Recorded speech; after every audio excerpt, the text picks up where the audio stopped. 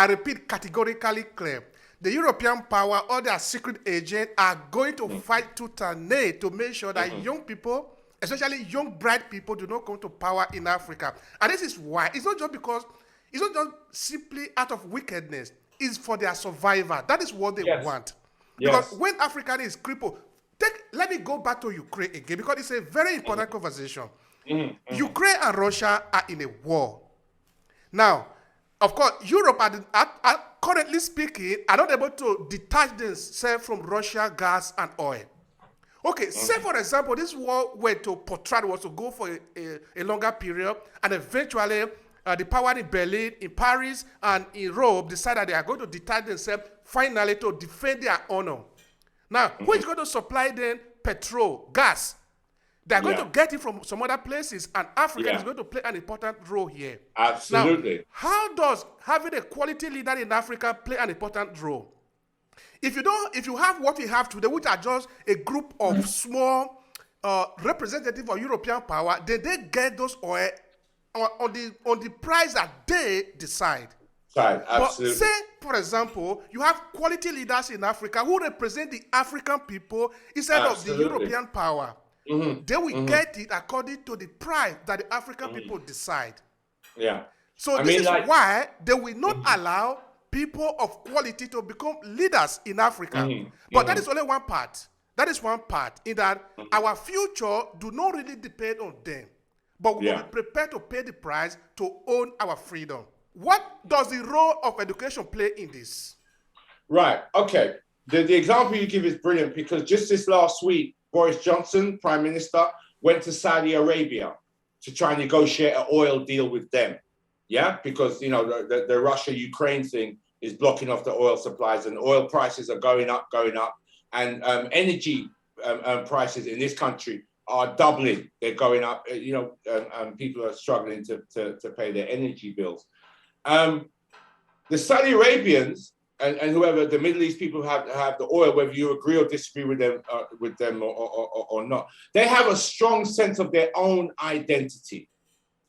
Yeah, they have a strong sense of their own identity. They see themselves as equal, if not better, than the Europeans. They don't have that subserviency. They're not afraid to challenge the Europeans. They're not afraid to dictate terms to the Europeans.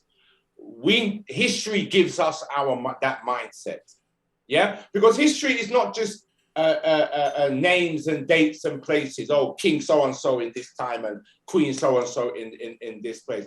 History it describes a process of how we got to where we are today. History reveals mistakes that were made.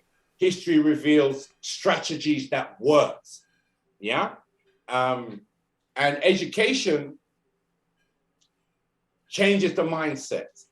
In our classes, I use this thing, it's called programming creates feelings. How you're programmed, how you're raised, how you're nurtured creates feelings.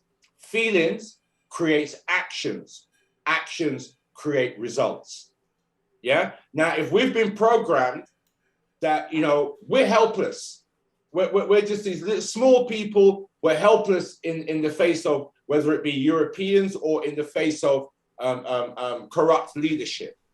If that's our programming, then our feelings are going to be, well, boy, we're small. Our actions are going to be small, and the results are going to be small. So if we change the programming, which is changing the education, it changes the feelings, which in turn changes the actions, which in turn changes the results. Yeah. And again, if it's about understanding, just like the context of the last 200 years, where we were 200 years ago, it's 2022. 1822, what was the situation of Black peoples around the world? And what is the situation of Black peoples today, 200 years later, 2022? And what were the actions that were taken during that period that has brought us to where we are now, whereby relatively we are experiencing a level of freedom that we haven't experienced for 5 centuries. We did that. We did that. The worst thing that European has done to us, psychologically, emotionally, spiritually, is to make us lose belief and faith in ourselves. And faith is important because, like many, I was raised in the Christian church, and I went to churches with white Jesus here and white Mary there. So I learned to worship white people. If your idea of God is, if your idea of God is some old white man in the sky with a long gray beard and what have you, then you're going to transfer this greatness. You're going to transfer that into white people who look similar. What again, in terms of my historical studies and my own journey, I've learned to embrace African spirituality. And the number one is, when I look in the mirror, I'm looking into the face of God. Because whatever you are, God must look like you. Otherwise, how can you call yourself a child of God? Thank you so much. The child must look like the parents. You know what I mean? So okay, you see, this is a common sense. Mm-hmm. But one musician in my place, I'm from Nigeria, from Edo State or so, the musician said, common sense is not common. Yes, I've heard that one. Yes. Because how can you worship a God that doesn't look like you? How do you explain it? That the God I need to worship, he look like an Italian. Yeah. If I'm an Italian, it makes sense. Exactly. I'm not an Italian. I am a Nigerian. Exactly. Does this God understand Pidgin English? Yeah. Where was this God when the European came to take away my ancestors? Exactly. Before the European came, what is this? What was the role of this God in my life? Mm-hmm. If you didn't defend my ancestors, why do I need to worship you? Exactly. Like I say, by their work shall they be known.